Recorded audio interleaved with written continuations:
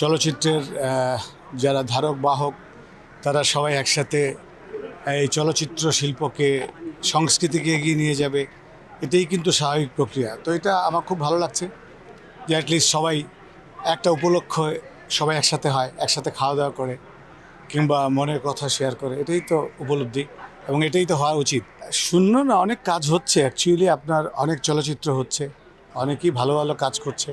হর হামেশাই তো দেখছি যে এই ছবি দর্শক দেখছে, ওই ছবি দর্শক দেখছে, এগুলো যুগে যুগেই চলচ্চিত্র একটা কম্পিটিটিভ ওয়ার্ক। হ্যাঁ, আপনি যদি মনে করেন যে প্রত্যেকটা কাজই একই রকম রেসপন্স পাবে, আমার কাছে মনে হয় পৃথিবীর কোনো দেশে এই চিত্রটা নাই। সো আমার কাছে মনে হয় এটাই স্বাভাবিক।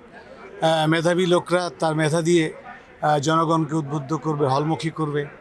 আবার এই মার্জে অনেক লোক সাথে থাকবে, কেউ হয়তো সাকসেস পাবে, কেউ হয়তো বেশি, কেউ হয়তো কম, এটাই খুব স্বাভাবিক। ক্রিয়েটিভ ওয়ার্কে আসলে ডেস্টিনেশন ফিক্সড কারোর জন্য নয় নয় আসলে। আমি তো এখনও ফল এনজয় করে নেই, মাত্র লাঞ্চ করলাম, তো ফল খাবো।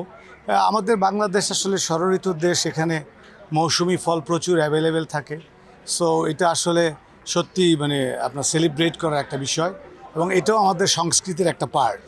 তা আমি মনে করি চলচ্চিত্র পরিচালক সমিতি এই সংস্কৃতির এই পার্টকে সেলিব্রেট করছে, এটাও একটা পজিটিভ সাইন। ব্যক্তিগত অনুভূতি হচ্ছে এটা সত্যি ভালো লাগার অনুভূতি যে একটা ধরেন সবাই মিলে ক্রিয়েটিভ লোকজন যারা আসলে পথ প্রদর্শক, চলচ্চিত্র নিয়ে যারা জনগণকে সবসময় উদ্বুদ্ধ করে, জনসচেতনতা ক্রিয়েট করে, মানবিকতা ক্রিয়েট করে, হ্যাঁ, একটি একটি আশার কথা বলে কিংবা অন্যায়ের প্রতিবাদ করে, সেই লোকগুলি যখন একসাথে হয় এবং সেটা একটা সত্যি একটা পজিটিভ দিক। আমি অ্যাপ্রিসিয়েট করি এই দেশে এই ধরনের প্রোগ্রাম আর বেশি হওয়া উচিত।